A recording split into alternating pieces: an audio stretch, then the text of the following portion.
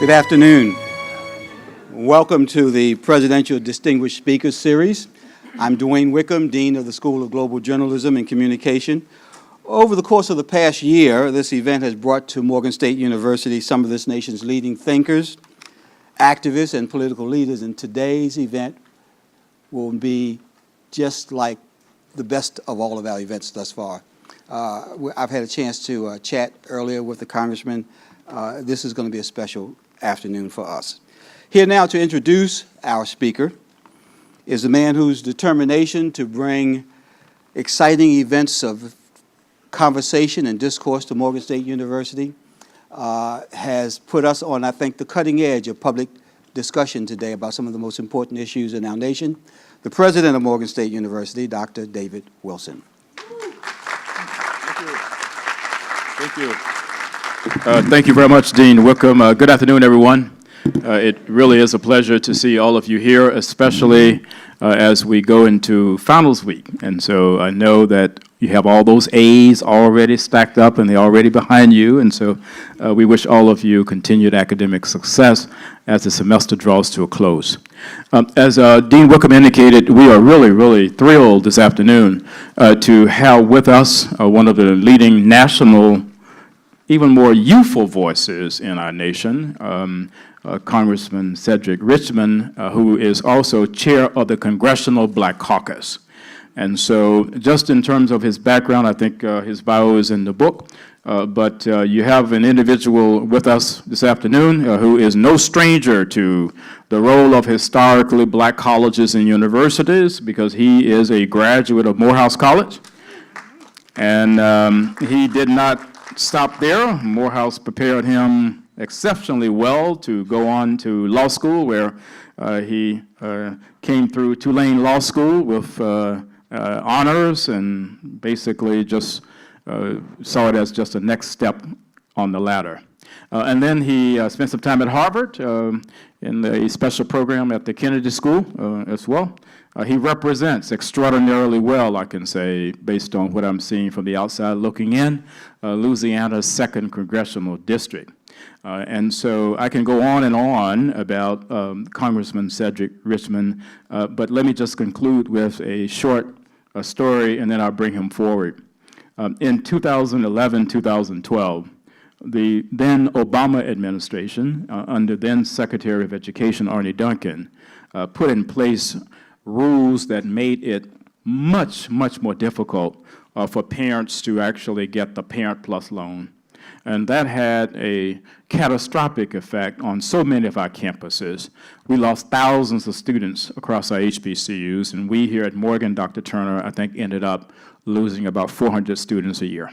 And so it reached its apex, and I and 10 other HBCU presidents wrote a letter to President Obama, to Secretary Duncan, to the Congressional Black Caucus. We asked for a conversation where we could sit down and talk through these issues.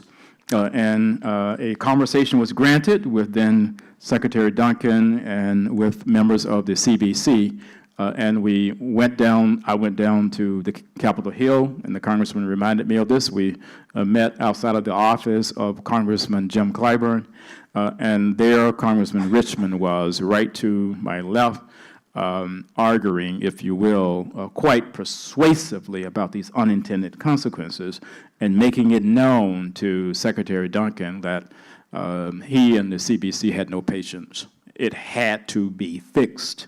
And so a couple of years later, a compromise was reached. It was fixed of sorts, and we no longer began to send students home, but to basically keep them here on campus. And so it is really in that spirit that we have a fighter, we have a person who understands the value of our institutions, and I know you're going to hear a lot from him about what is going on in our nation and the role that you as students and others must play in keeping your eyes on the prize and being ready for the kind of advocacy that is needed to move this nation forward.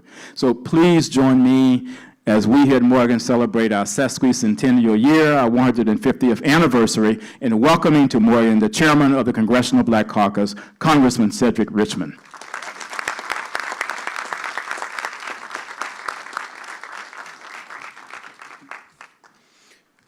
Let me just thank Mr. Wickham, for putting this on, and of course, thank President Wilson for inviting me here today. Let me just start by telling you that I'll speak for a few minutes, and then what I really want is just candid conversation, because I want to learn from you probably more than you want to hear from me, so we will just have that interaction. But a few housekeeping notes, or my staff will kill me. I want you to do three things. First, I'm going to ask you to follow the CBC on Twitter. And our Twitter handle is the official CBC. The second thing I would ask is that if you're going to talk about this conversation or tweet or do any pictures or anything, use the hashtag CBC on the yard.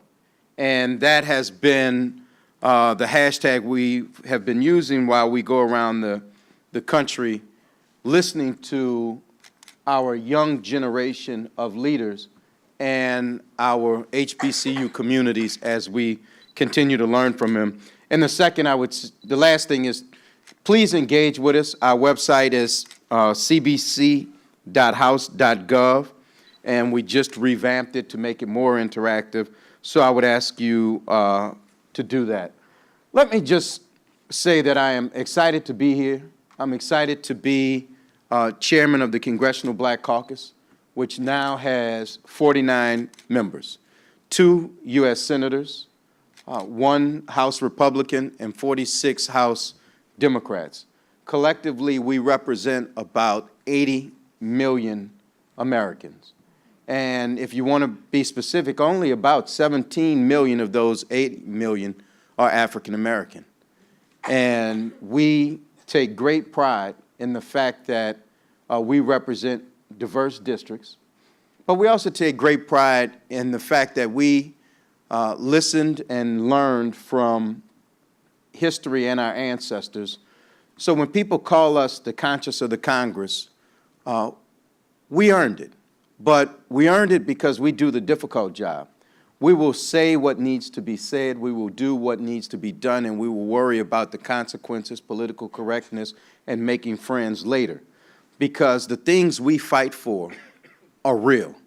When we start talking about the prison industrial complex or the school-to-prison pipeline, those issues are real issues that affect our next generation of children and our future doctors and lawyers and activists and change agents. So when we're fighting for their future, we don't really have time to figure out if we're saying it in the most politically correct manner, or worry about if we're offending someone, because the stakes for the African American community are just that high. But I can't talk about the Congressional Black Caucus, which was founded in 1971 by 13 members of the House. I just have to give you a little of the history of the CBC because I am just that proud to be the chair of it. First, we have a member who is still in Congress, who will be the only person in the history of the United States that can say when he first ran for Congress, he was endorsed by Martin Luther King, Jr., and in his last election for Congress, he was endorsed by the first African-American president, Barack Obama, and that would be the Honorable John Conyers from Detroit, Michigan, who has ushered in change and is still the ranking member on Judiciary and who is still fighting. And that has been his trademark. So if you think about John Conyers and you think about the history of the CBC, then you also have to think about Shirley Chisholm, who was Maxine Waters before Maxine Waters was Maxine Waters. But she was a phenomenal African-American woman who went on to run for president. But then if you just think about I can't say newer members, but newer to Conyers and, of course, Chisholm, then you have to think about the John Lewises of the world, the Maxine Waters, who gave the shortest press conference in the history of the United States. I think it was 21 seconds.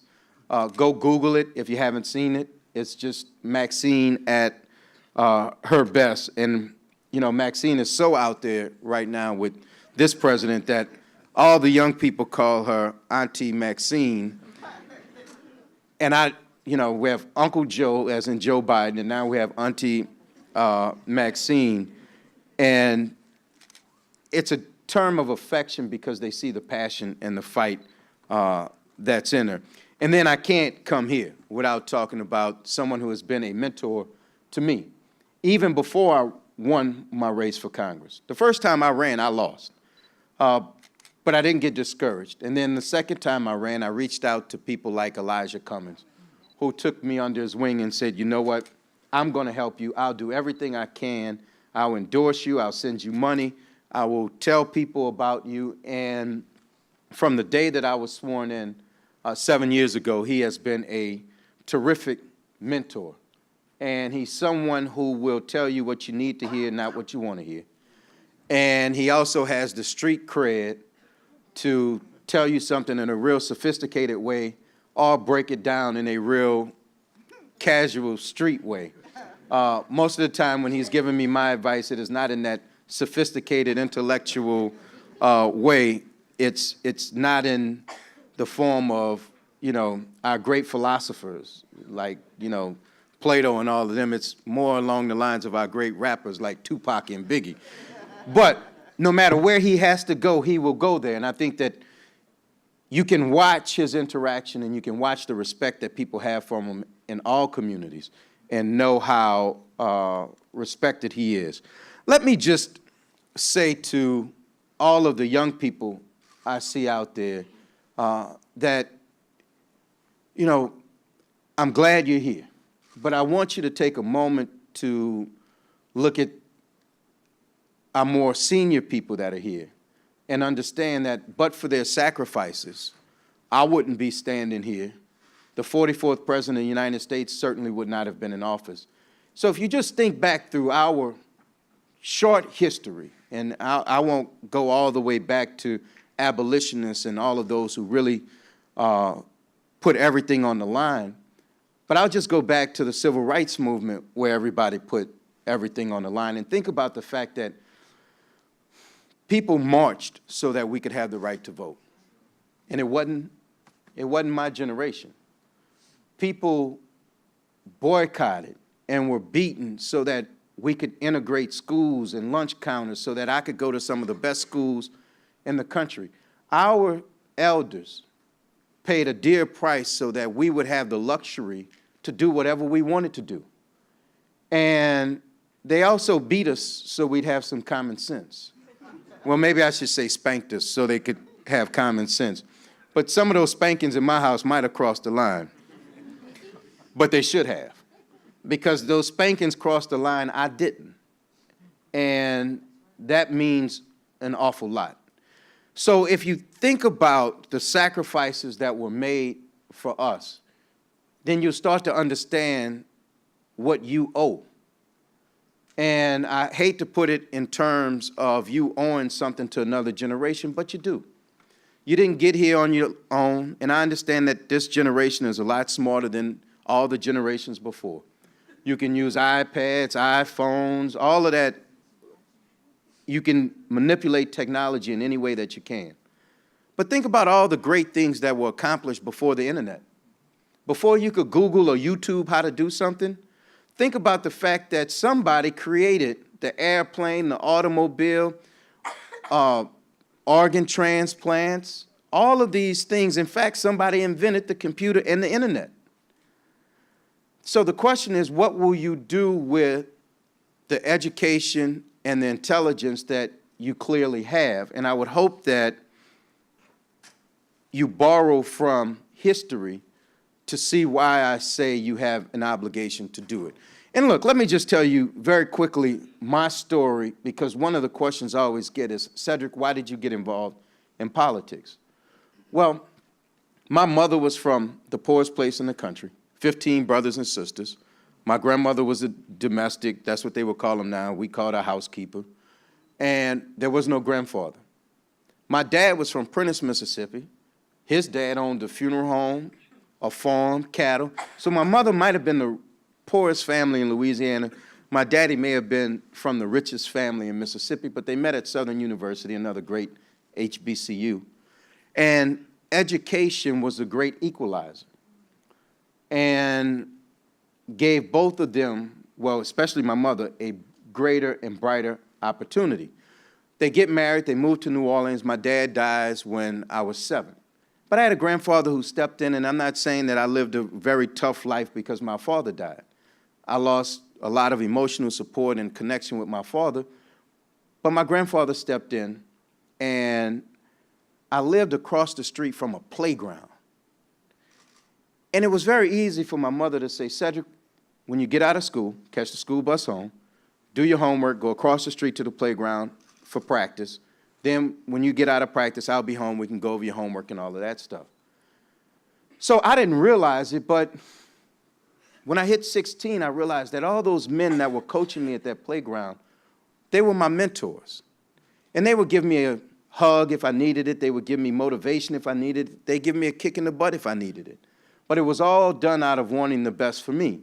So when I turned 16, they say, Cedric, the bad news is you're too old to play at the playground anymore. We know you're playing high school ball. We know you're doing well, but you have one little thing you have to do for us. And I said, what? They said, see that little team of bad 13-year-olds over there? I said, what about them? They said, well, that's your team. You now have to coach. And I coached from the time I was 16. Every summer while I was at Morehouse, I coached. And then when it was time to apply to law school, I applied to one law school and one only. And that was Tulane because I wanted to go back home and continue to coach those kids that I've been coaching for so long. So then my last year of law school, the kids come to me, and I would only coach baseball. They said, oh, Coach Cedric, we don't have a basketball coach. I said, well, I don't coach basketball. That's not my thing. They said, yeah, but you could if you wanted to. I said, yeah, but I'm in law school. I'm actually trying to graduate. I said, but, and this is where I made a mistake, and real people admit when they make mistakes. I said, well, go take 2 weeks, go ask a whole bunch of people. If you don't find anybody in 2 weeks, I guess I'll do it. Well, you know exactly what happened in 2 weeks. I get a call, we couldn't find anybody. Well, did you call anybody? Well, I said, all right, I'll do it. So I coach him. We didn't lose a game. We wound up winning the world championship, bitty basketball. Then I realized sitting down with my parents that every uniform they had, every trip we took, came either from my law school loan money or from my parents, my mom and my stepdad's small business.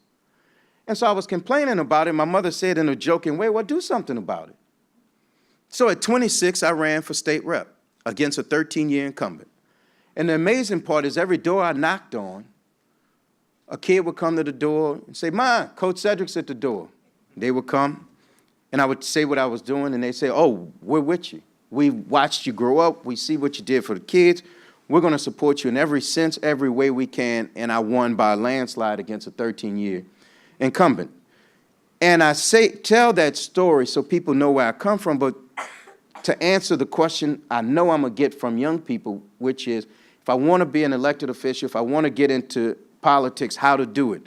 Well, it starts with public service, which really means it starts with doing stuff for other people when you're not getting paid for it, and demonstrating that you have a commitment to those who come behind you. So we saw it. And, you know, we'll open it up to questions, but I'll just tell you how we've transitioned now from President Barack Obama, the 44th president of the United States, who was very thoughtful, who was very calculated, and who was very studied on the role of government, what it means to people, the budget process and all of that. And now we've transitioned into 45, which you can take for whatever you want, except I will tell you that there are real challenges there. And when we look at a country that is more divided than it's ever been, a country where you pit different groups of people against other groups of people, whether it's pitting poor blacks and poor whites against each other by telling poor white people the only reason you're poor because black people are taking all the free services and stuff, which is not true. But you pit them against each other. Then you tell the country, well, we need to be concerned about Muslims. So now we're pitting the country and security against Muslims. And by the way, we have 2 members of the United States Congress that are members of the Congressional Black Caucus that are our Muslim brothers who care about this country just as much as anybody else. So the question becomes, what do we do and how do we do it? Well, we do it by what the young people would call staying woke, which means staying focused, knowing what the purpose is. So there's this old story about Yogi Berra, who was a Yankees catcher who talked a lot of crap, just passed, but he's a Hall of Fame catcher. And then you had this young upstart slugger named Hank Aaron, black, out of Atlanta. They meet in the World Series. Hank Aaron comes up to bat. Yogi Berra's catching, and he's like, Hank. Hank's like, yeah, Yogi. He said, you know, you're doing this all wrong. You have to turn the letters on the bat so they can face you so the bat won't crack when you hit the ball. So he ignores him. And Yogi says it again, Hank, you're doing it wrong. You have to turn the letters on the bat towards you, and he keeps talking. Nevertheless, a pitch comes. Hank hits it out of the park. Home run during the World Series. So as he's rounding the bases and he comes back home, he tells Yogi, I came to the plate to hit. I didn't come up here to read. But the point of the story is you have to know what your purpose is. And if your purpose is to change your community, change the country, or fight for equal rights, civil rights, criminal justice reform, you have to stay on your issue. Now look, there's going to be a lot of distractions, and there'll be a lot of noise. But you just have to remember to stay focused on what matters to you. And the last thing is, don't let someone tell you that you're the next generation of leaders. Don't let people tell you that they look forward to you doing something in the future. Martin Luther King was 26 when he was selected to lead the Montgomery bus boycott. That's not much older than you are now. So really the truth is your time is now. And now with social media and the ability to reach out and galvanize people, and if you look at the Black Lives Matter movement, these movements are real, and they are creating real change right now, and you don't have to wait for some older person like me to be the leader. The fact that you care and you're passionate and you can find like-minded people who are just as passionate and care just as much means that you have your own movement and you're ready to change the world. The question is just whether you're focused on it, whether it matters that much, and whether you're answering that calling. Because you're going to get very tempted to follow in that, get a good education so that you can go get a good job and you can go make good money and raise a good family. Well, that's fine and dandy, but the question becomes, again, what are you doing for other people and what are you doing to make the world a better place? So just think back to your great-great-grandparents who probably didn't have college degrees and all that other stuff. All they would tell you is if you can help somebody, do it. If you see somebody that's hungry, try to get them some food. Who cares if you call it food stamps? If you see somebody that's homeless, try to get them some shelter. Who cares if you call it affordable housing? If you see somebody that's sick, try to get them to a doctor. And by the way, who cares if they call it Obamacare? And now that they're trying to take it, everybody understands how important it is to be able to get health care if you have pre-existing conditions. And let me just let you all in on a secret in case you don't know it. If you're black, you have a pre-existing condition. Just know that. If you are an older American, you have a pre-existing condition. So just remember those basic things, and we don't have to get complicated with it. The main purpose is just do good for other people because we need you to. You owe it to the next generation. And with that, let's just have candid conversations. I promise if you ask me a question, I'll probably answer it as candid as I can, and I probably will get myself in some trouble. But you know what? It wouldn't be my first time, and I don't really care. So thank you all for having me. But if I do say some crazy stuff, just don't blame it on the president, because he had no idea. Yeah. Congressman, while people are lining up, let me ask you a question if I can get started. During the campaign, President, then candidate Trump said that he would, if elected, take care of our African-American friends. How's he doing? Awful. One of the things the president did say to the black community was, what do we have to lose? So when the Congressional Black Caucus met with 45, we brought him a 130-page document that detailed what we have to lose. So when you start talking about TRIO programs or Head Start programs, and you're talking about cutting them, we have a lot to lose. And you're talking about cutting TRIO out completely, eliminating pre-K, not plussing up our HBCUs, and we know how important they are to the country in terms of how many doctors and lawyers and scientists and teachers that they produce compared to other schools. If you look at the criminal justice system, if you look at Jeff Sessions, who, by the way, I want to be crystal clear, I testified against the Attorney General, and the letter that Coretta Scott King, the letter that she wrote almost 40 years ago, still rings true today. And he is exactly who we thought he was. And that is a person who is challenged to be concerned with equal rights, equal justice, voting rights, ending discrimination. So if you look at the fact that Jeff Sessions' first action was to pull out a voting rights case, which we were winning, and then to look at consent decrees where police departments have been found to have a pattern and practice of unconstitutionally discriminating against African Americans, and he wants to undo all of that, then we have a real concern with this administration and where it's going. And the president's words ring about as hollow as that border wall when it comes to his concern with the plight of African Americans. We're going to start over here, but let me ask you in the interest of time, if you could go straight to your question, because we don't have a lot of time and the congressman is on a limited schedule. Yes, ma'am. Hi, I was wondering if you could comment on the Tri-Caucus and how much the Congressional Black Caucus is involved in, and do you see any leverage that it might bring? Great answer. One, a lot of leverage. If you look at the Tri-Caucus, which is our Asian Pacific Caucus combined with our Hispanic Caucus and our Congressional Black Caucus, we make up almost a majority of the Democratic Caucus. So we wield a big stick when we are together. We just had a press conference last week to talk about a lot of the immigration policies. And I just want you all to know that when you hear immigration, please don't just think of our Hispanic brothers and sisters. We have to think of our brothers and sisters on the continent of Africa or ones in Haiti and other places where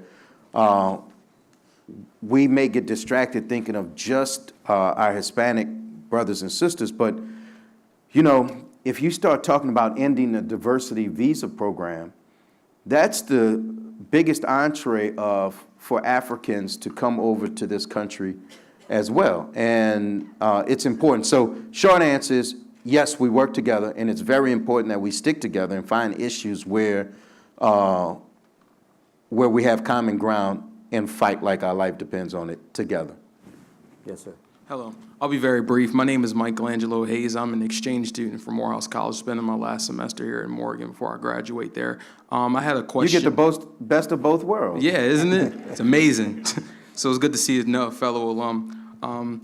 So my question is, bills in the House and Senate directly affect change in policy. Are there any we of the community of the here in Baltimore should be on the lookout for that will require our fight, or any national bills that we should be on the lookout for to make phone calls to our senators or anything like that?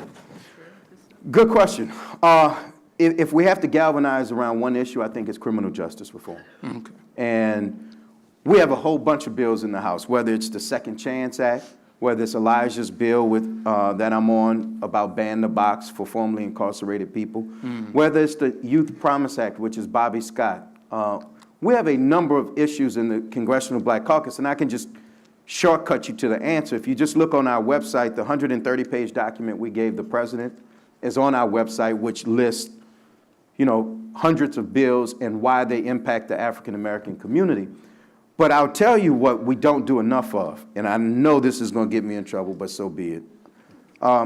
We have to remind our white Democratic friends that they are our friends, and that don't go try to making friends with conservatives on our backs.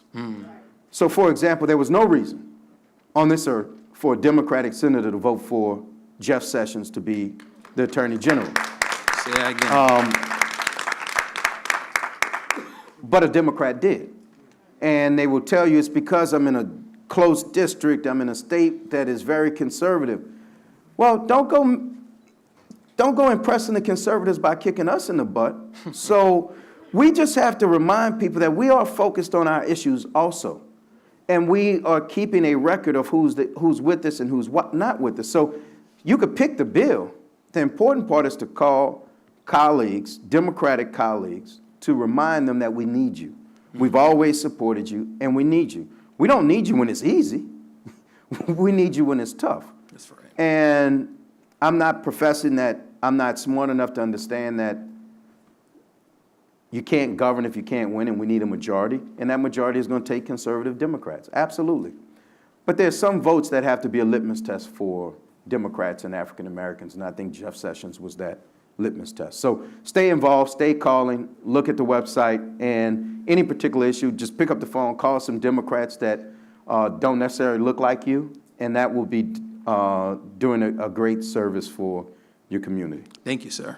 Yes, ma'am. Thank you very much. You spoke very fondly about the Honorable John Conyers. For the past near 40 years, he's been trying to push through one very important bill, and that's H.R. 40, which is the bill about reparations. Because he's a senior member in more ways than one, what are the plans of the Congressional Black Caucus with you as the leader to get that legislation pushed at least onto the floor for a very candid discussion and hopefully to get it passed? Well, one thing I won't do is mislead anybody in here. The Republicans control the House floor, the House calendar, and they control committee meetings. And part of the answer is the same answer I gave a second ago, which is you can't govern if you can't win. And if we want to have conversations about reparations, criminal justice reform, and other issues that are very important to African Americans, we have to go win. We have to get involved in the political process, not just at presidential election time. State legislatures draw districts, and they're creating all of these overly African American districts so that they can create more white districts, and then you get a Congress that is Republican in the House, Republican in the Senate, Republican in the White House. And that fight for reparations, I think, is a long-term fight. And I don't mean long-term in the sense of decades, but is at least a fight that lasts throughout this term, because we will never get it to the floor, and because they will never allow it to come to the floor. And the process to get a bill to the floor without the leadership putting it there requires 218 votes, and right now we have right under 200 Democrats. But it is something I support. It is something that the caucus is talking about more.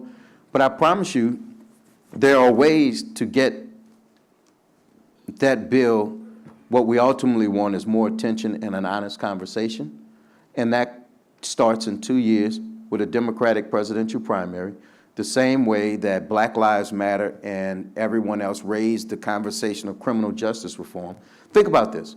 In a debate for the Democratic nominee to be president of the United States, they were answering the question, do Black lives matter?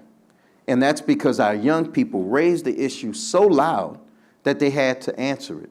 So part of it is, and the caucus will help take the lead on it, there should be a question at the Democratic debate about reparations. Do you support them, and what should they look like?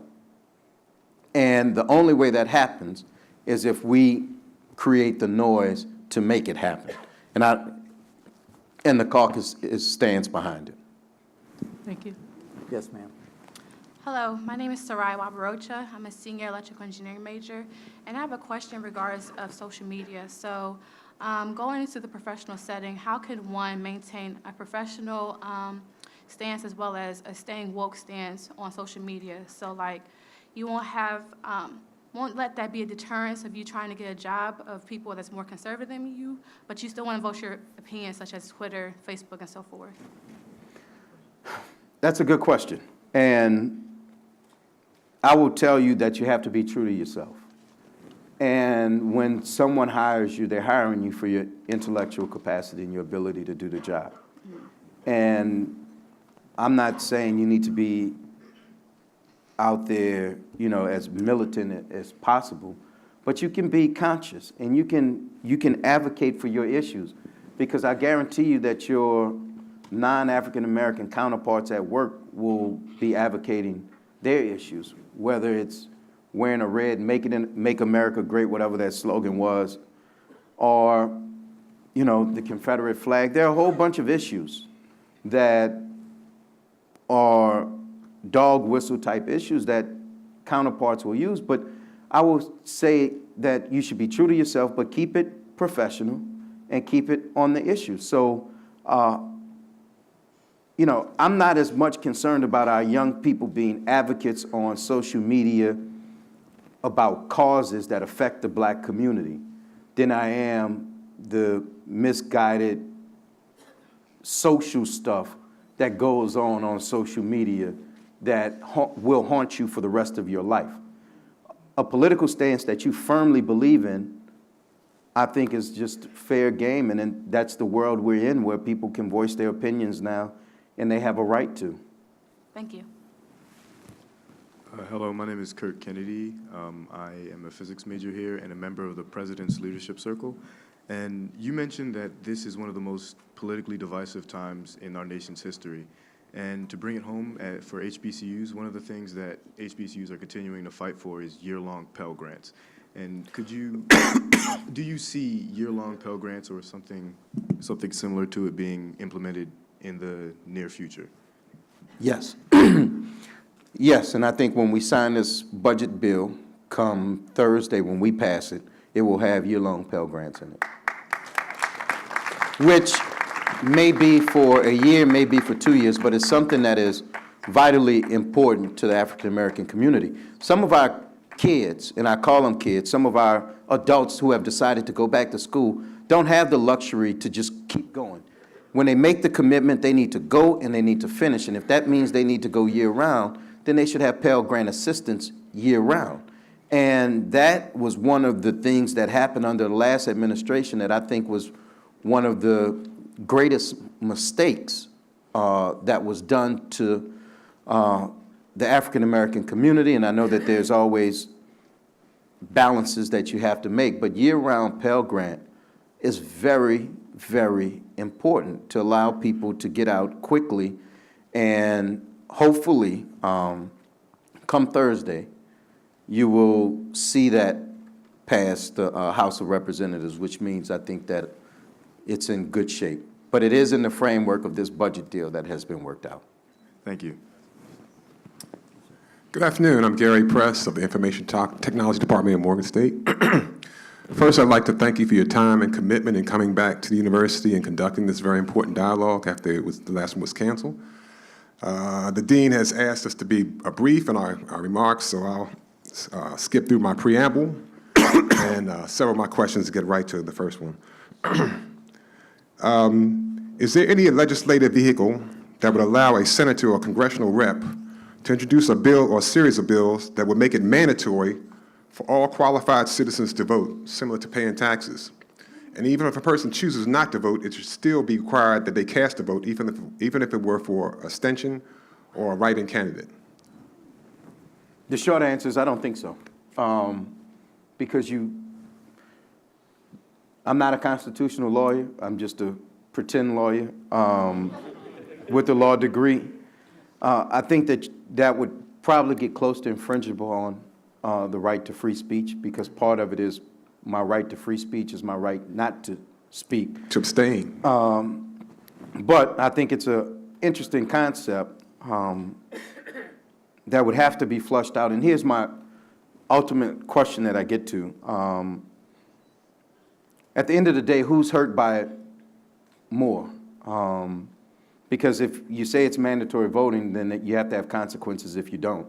And if you look at the African American community and the turnout in lower school board races and stuff like that, we are disproportionately less likely to vote, although that's changing. Who bears the brunt of the consequences? I think more important, and I think which goes to your point, is we have to create a sense of urgency for every election in the African American community and get people out to vote. And even as we fight voter ID laws around the country, which are unconstitutional, we still should be trying to get our people, our older people, younger people, poorer people, IDs. You know, the cost of ID is the cost of a drink in the club. So, you know, let's just make a commitment to do it two ways. You know, we're going to fight them in the courts and we're going to push back on voter ID, but at the same time, we should be trying to get people IDs so that we're using the belt and suspenders approach to making sure that everybody who wants to vote has the ability to vote. Mandatory voting, I will tell you, I've never thought that long about it. Taxes? They're mandatory provisions. And who would suffer? We all suffer when people don't vote. So we wind up with this situation we have now. I understand. Okay. All right. I'm going to have something I want to give to you on the way out. Okay. Greetings. My name is Jeremy, senior screenwriting and animation major. So my question is, what would you say to people concerned with the right return of the Democratic Party and American politics in general? Because conservatism and centrism in the party is a concern of many people, and it must be addressed if Democrats take back over the Congress. And I couldn't hear a little bit, just not if I got it right. You're talking about the rightward turn of the Democratic Party. Yes. I think that whenever you see a force that you don't like, you need an equal and opposite force to drag it back to where you want it to be. I am concerned with it, and what I'm more concerned with is the language of we need to go after Rust Belt manufacturing type workers, which I think is code for we need to go after white men, which I think we need white men, we need white women, we need Latino, we need everybody. But I don't think we go change our language. The Democratic Party has always been a big tip party. But I don't think it's the social issues of why we're losing. I think we're just talking in a different language than people care about. For example, if you're black, white, gay, straight, middle class, or poor, what you care about is paying the bills. And we keep assuming that gay people only care about gay rights, and that black people only care about black issues, and that poor people only care about poor issues or poverty issues. And that's not true. And if you want to be a responsible party, you talk about the future in the country you want it to be, and you talk about how to get there. And, you know, you can take the most staunch issue. You could take abortion or, you know, same-sex marriage. But if you can't pay your rent at the end of the month and you're facing homelessness, you're going to vote based on economics. And we have been talking to people strictly like they're single-issue voters. We look at women and we say equal pay, like that's the only thing that they care about.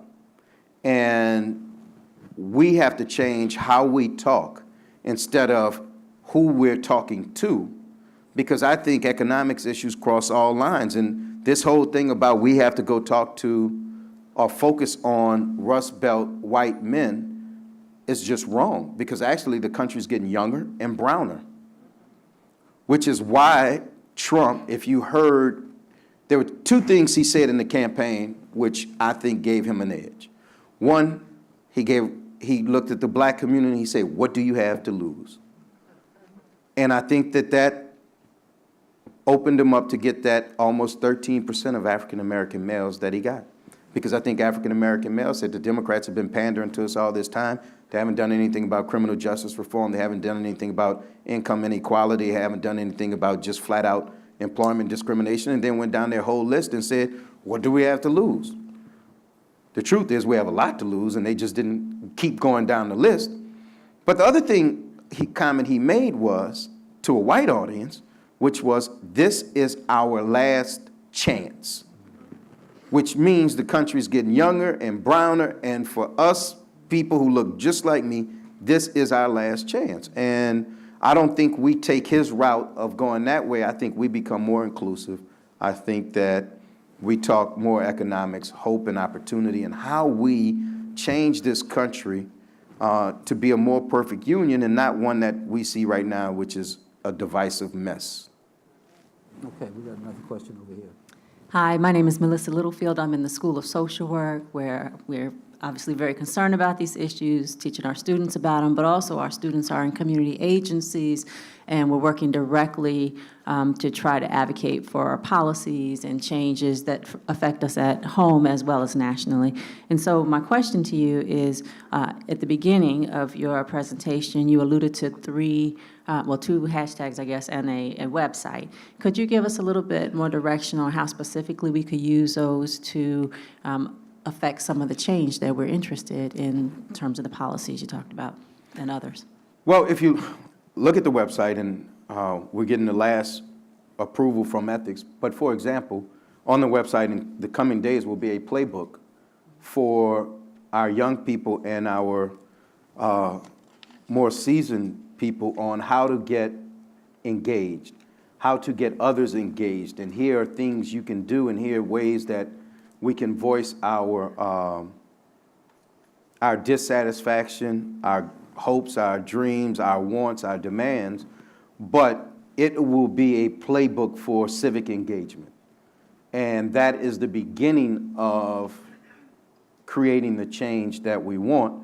Also, making sure that people, we're the inside the bubble people. We're the only 49 people that can introduce legislation, speak on the House floor. So the more people can communicate with us, and look, I listen to people in my district and others all the time. And I use a lot of what they say, and sometimes I actually give them credit for it. Other times I just steal it and claim it as my own. But you would be surprised how engaged we are in terms of listening. So use those ways to communicate with us, to actually communicate, because we really want to hear it. And we will continue to put tools out there for people to use to engage other people and get them involved in the process. So these are ways we can give feedback about our Absolutely. stories and things that we want as well? Absolutely. All right, great. Thank you very much. Good afternoon, Congressman. My name is Michael Guy. I'm a freshman physics major here. Can you hear? I can hear you. Okay, awesome. So my question is about the sort of schism between political parties and scientific fact. Do you happen to have any suggestions as to rectifying that or anything? Thank you. How would a physics major or engineering major ask the question that requires the most restraint? But Well, sure, if it does go both ways sometimes, though. well, part of it is education, Sure. but part of it is willful ignorance. And if you look at the country and look at the sea level rise, you look at the temperatures, you look at the fact that not only did New Orleans get crushed by Hurricanes Katrina and Rita that we lived through, but also New York and New Jersey gets crushed by Sandy. And you start looking at tornadoes and you start looking at all these other things that are happening. They're not happening by accident. But if it's beyond your capacity to understand, that's one thing. And education can help with that. But if it's just willful ignorance because you're playing to a base, then we just have to beat you and get you out of there because you're doing a disservice to the country. And when you start talking about climate change, you start talking about what world are we leaving? And everybody else in the world is starting to recognize it. When China's starting to recognize their carbon emissions and we're starting to deny it, I mean, part of it's like, just come on, get real. And, but let's just say it's willful ignorance, and we just have to keep up with education. Thank you. We're good. Yes, ma'am. Hello, Congressman. My name is Baja Thatch. I'm a strategic communications major. My question was, I wanted to know if you were aware of the problems that students like myself with disabilities are facing on campus, and if so, how would you go about resolving them in a more timely manner? Well, I think a timely manner is like right now. Yeah, exactly. And I think that and what we have done is try to stay away from campus-specific issues, but I think your issue is not campus-specific, it's in general, and I'll answer it in a general type way, and that is in my opinion, I think in the HBCU community, a very nurturing one is probably easier than in the public community. And I think that in the HBCU community, the only thing that you're restrained by is the fact that they're broke as all outdoors, and where does the money come from? But I think that's not enough of an excuse, although it is an excuse, to come up with ideas that you think can work, especially if they're not that expensive, and bring them to the people who you think can make the change. And I know that sounds like a politically correct answer, but I think you have to start there. And if that doesn't work, then you go down the list of ways to get it done. But no, every time you go further down the list, it's a longer process. The quickest way is to try to convince the hearts and minds of the administration. If you can come up with ideas, and what I always tell people is just don't go with the problem, go with also what you think some of the solutions could be. So that if you think that there's some cost-effective solutions, then I would start there. And if you don't get a response or the attention, then you just go down your playbook of how you should handle it. But I've been particularly impressed with what happens, especially with people with disabilities, if they go directly to the problem and the people who can change it. And because I think people want to be on the right side of that issue. I think they want to be on the right side of the law, which is very strong. And I would try it that way. If that doesn't work, call us, and we'll get engaged. I'll be calling you soon then. Thank you. Yes, sir. Hey, Congressman. My name is Gregory Allen, and I'm a multi-platform production major. And I want to start by saying that's a sharp tie. I'll give it to you. Oh, okay. My question is, what does it mean to be a liberal in 2017? I don't know. I've never been one for labels. And if you know, my political career, if I would have had to define myself, liberal would not have been the word that I used. Probably wouldn't have had a word that I used. I'm just concerned about little black and brown kids having the chances that I had, even with the mother that was poor and a daddy that was rich that died. I had every chance to be great. I really did. And if I messed it up, it was strictly because I messed it up. My brother and I had every opportunity, from people really investing in our recreation department, to people actually investing in our public schools, to college being affordable back then. And all of those things gave my brother and I every chance to be successful. And I might have a little more notoriety than him, but his bank account's a lot bigger than mine. So I think that he achieved what he wanted to achieve, and I'm trying to achieve what I want to achieve. But I wouldn't think about it in terms of liberal, progressive, and all those labels. The question is, what do you want? What do you want to see changed? And who identifies with what you want? Because labels become too easy. Now I'm about to piss everybody off, so let me just get there and do it quick.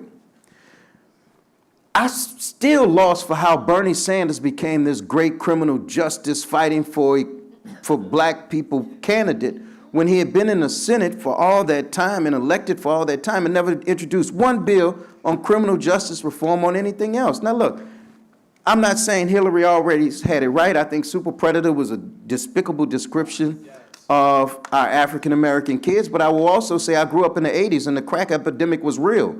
So the streets you all are dealing with are not the streets I was dealing with. But I just don't know how we let people come up with words and all of a sudden they've been on our issues their entire life. And I think that we have to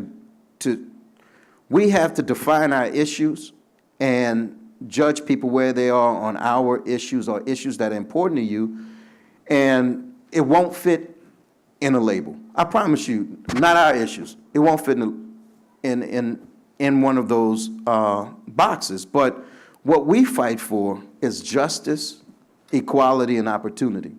And all three of those are dying fast. And that's why I take sessions so seriously, because he's the person that is there to enforce those, and he has absolutely no desire. It's not in his capacity, and I don't think he's even concerned with doing it, and that is a real challenge for me. So I wouldn't look at the labels, because I've never even taken the time to figure out what they mean myself. So I would just go by the issues and where people stand on them. Thank you. Were you serious about that tie, though? Absolutely. I'll see you after. Yes, sir.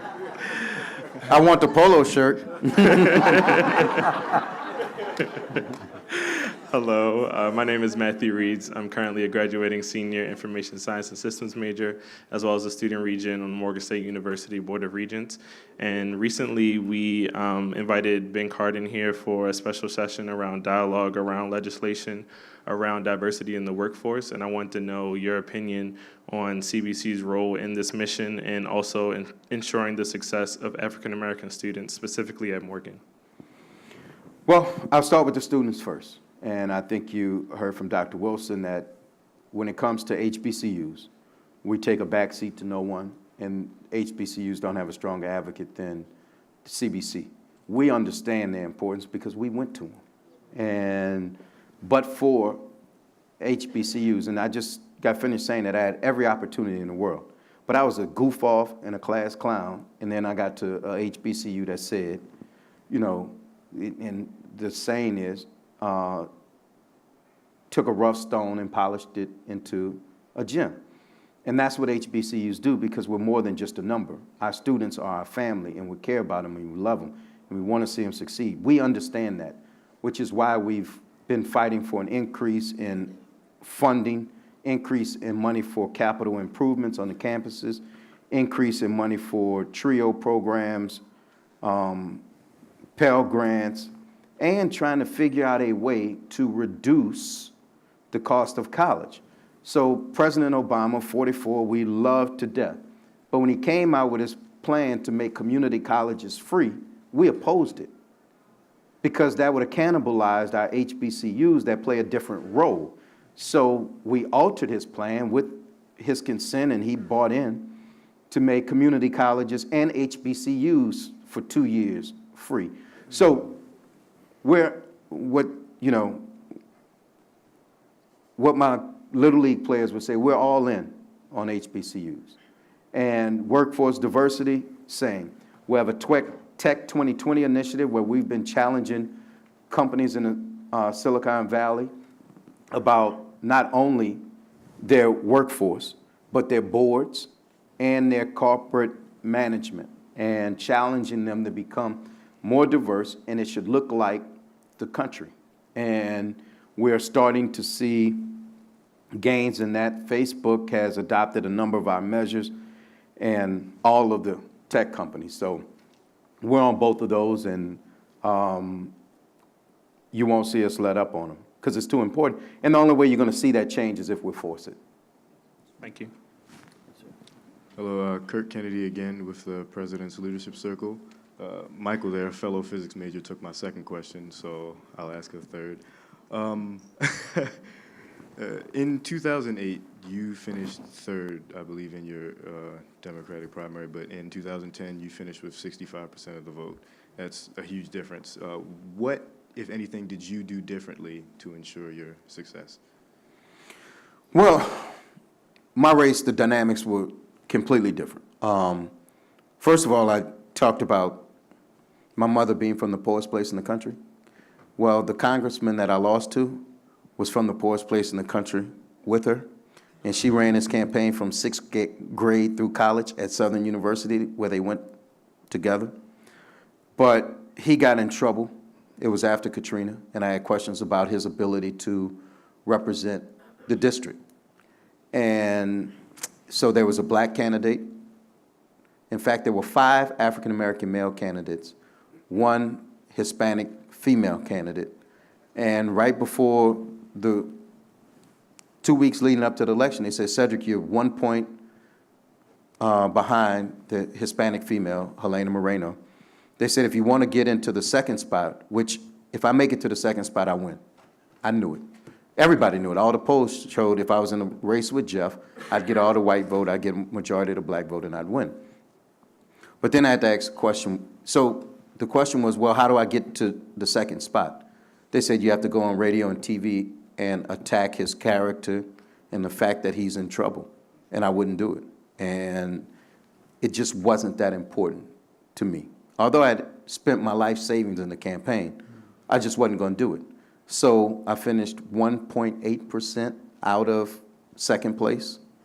But the truth is the community rewarded me for it. Because when I lost, it was clear that he lost, and we wanted to take that seat back from a Republican who actually won. And the community wanted a consensus candidate, and I became that consensus candidate.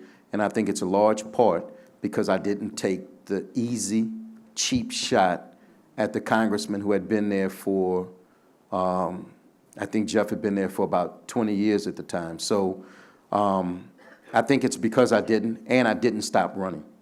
You know, when I lost, I knew I was going to keep running, and I did it. Elijah helped. And I think that was the biggest thing. And if there's a lesson to be learned from it, it's the same lesson I learned after Katrina. You really find out how people feel about you when you're at your most vulnerable moment. So in New Orleans, you saw people come in talking about, oh, we should make these neighborhoods green space, which were African-American neighborhoods. You had people talking about it shouldn't be rebuilt. And that race was just most vulnerable moment, and I wasn't about to be the little ungrateful black kid who benefited from all of his hard work as a state senator and then a congressman to take advantage of his legal troubles that he was having. And I think that was the difference. Thank you. Hello, sir. My name is Stephen Thompson, Jr. I'm a freshman computer science major, and I'm also a part of the Morgan State Student Government Association. My question is, as the chair of the CBC, what impact do you want to make before you leave office? Well, I want to change the conversation. So that whole we're going to run talk to the Rust Belt, I want them to understand they better run and come talk to us too. And that the path to the Democratic nomination comes through the African-American community. And you need to have an agenda for issues that African-American communities are facing. And I'm not just saying an urban African-American agenda. We have people that live in rural areas. We have people that live all over. So a lot of our issues are issues that everybody has. When you start talking about access to broadband and expanding it to rural areas with telemedicine and all these other things that are important, if you're talking about expanding it to poor communities all across the country, it benefits everybody. But if I have to leave a mark, I want the mark to be, if I want to be president of the United States, I better go see the CBC.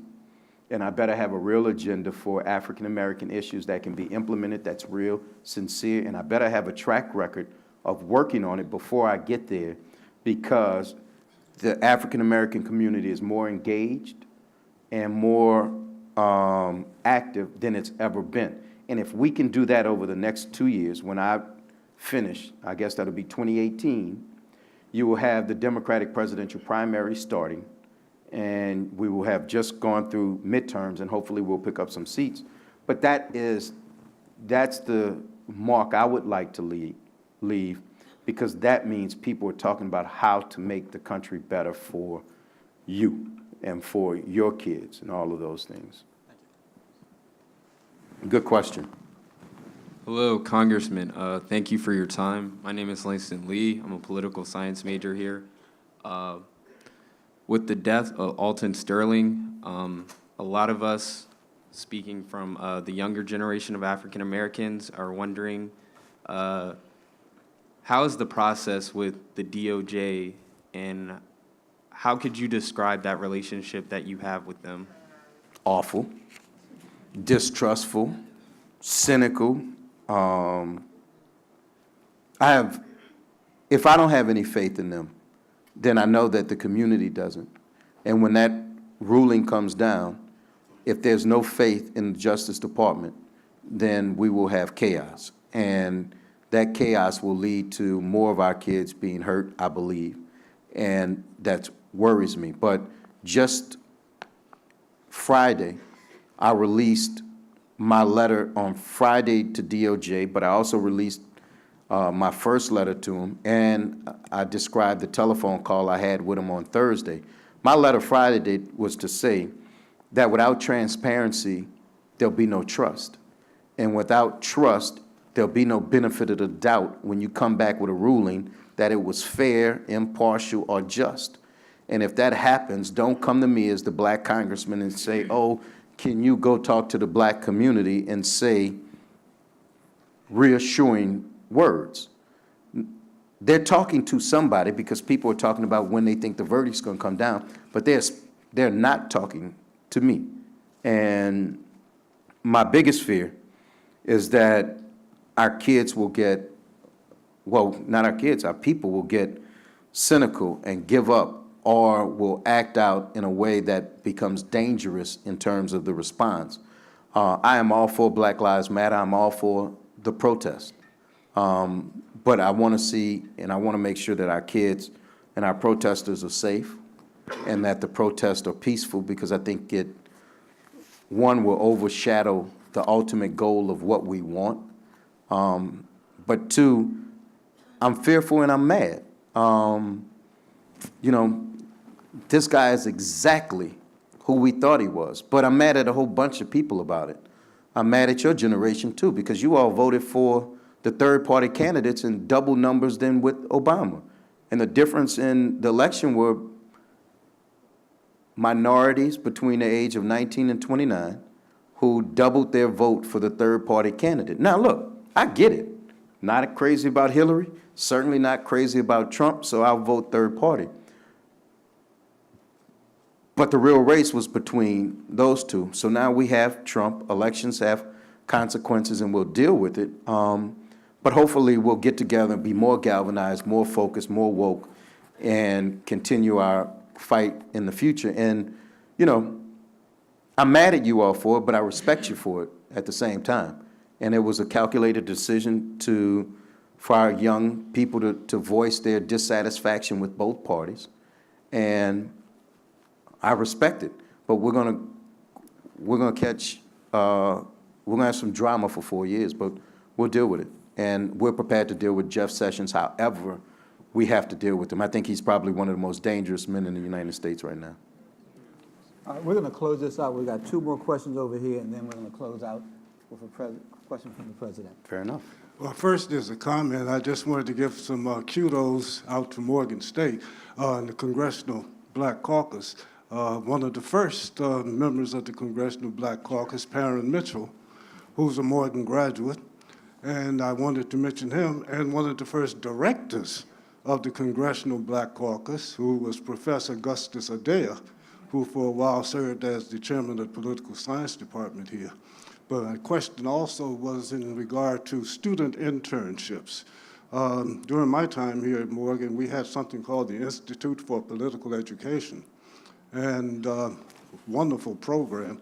And many Morgan students served in internships. I was honored to do that on the Hill.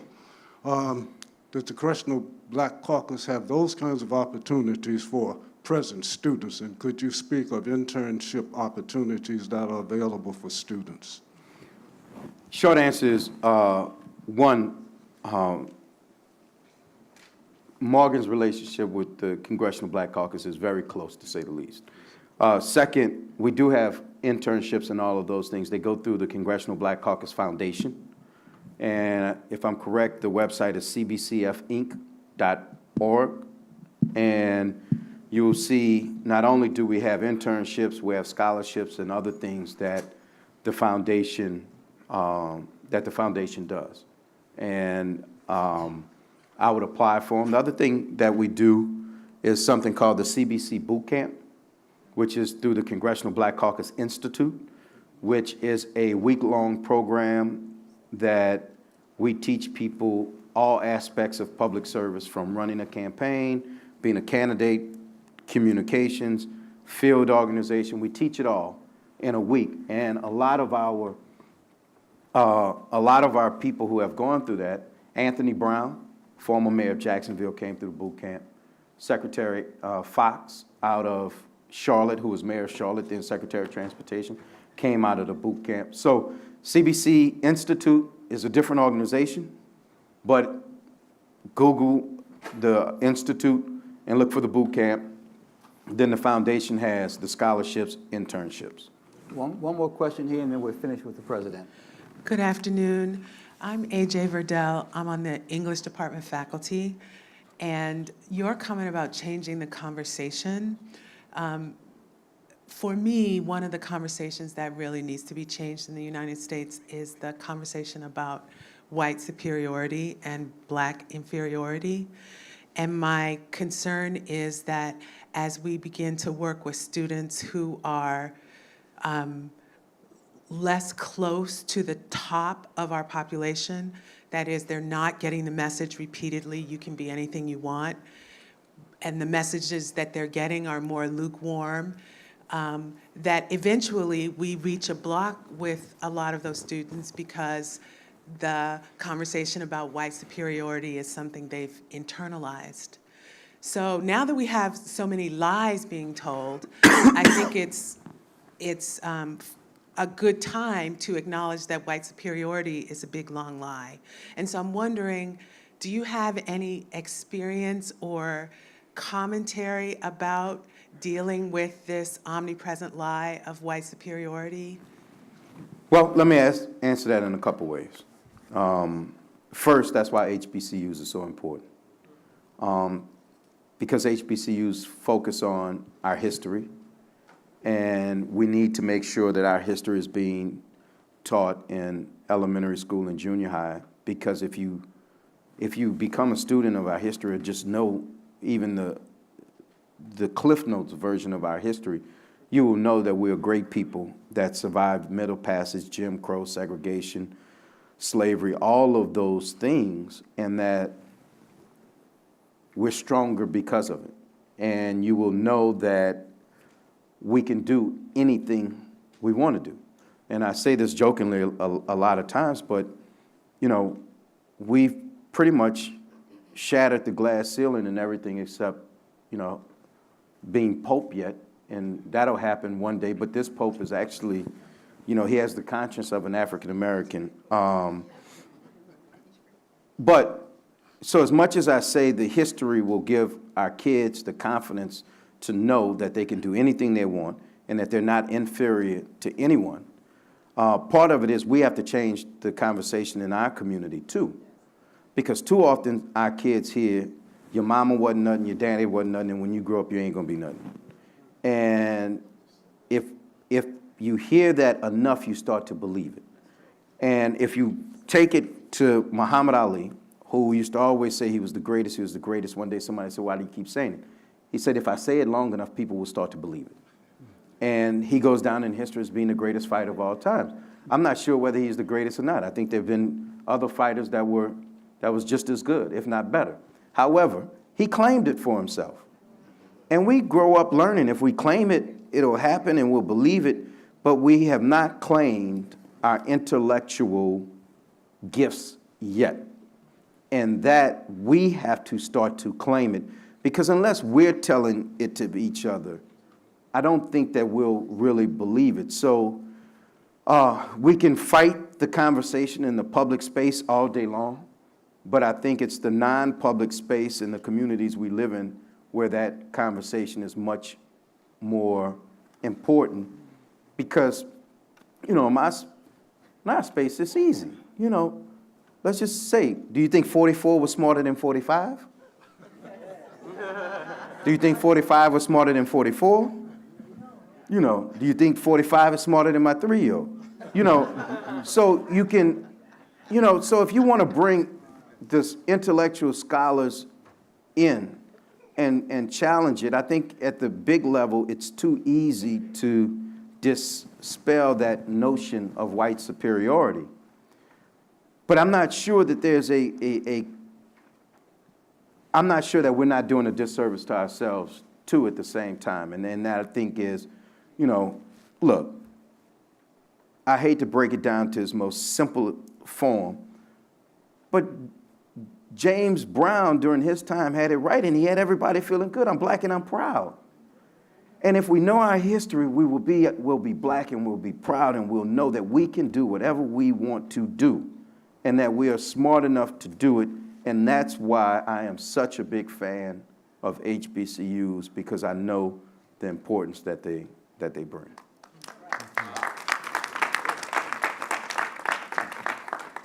Good afternoon, Congressman. My name is Jai Horsey. I'm a biology major here at Morgan, and I'm also a part of the President's Leadership Circle.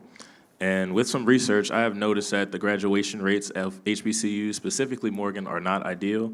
And we are admitting more students than we are graduating, and I believe that is a result of the state funding that we receive. So what can the CBC, Morgan staff, and also the students do to alter these statistics? First of all, we could get you some more money. Second, let's make sure we're comparing apples to apples at the same time. So you can't compare, let's say, Morgan to its white counterpart graduation rates. You can't. What you have to do is compare Morgan's graduation rate to the graduation rate of black kids at its white counterpart. And then if you really want to compare apples to apples, you compare the graduation rate at Morgan to a student mix with the same percentage of Pell Grant students at the white school to see what that graduation rate is. And I promise you, if you do those, Morgan's is going to be higher than its white counterpart. Just like, you know, maybe Southern and LSU or any of the schools, you know, the land grants, comparing your two land grants. But the real question is, how do we help with matriculation? And so when we start talking about graduation rates, which I think is a flawed formula, I think it's stupid, I think it doesn't work. Let me tell you why.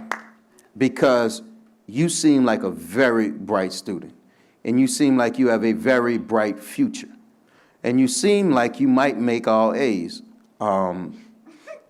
However, if after your sophomore year, you're a 4.0 student, and you can't afford to come back for your junior year, is that the school's problem or is that the government's problem?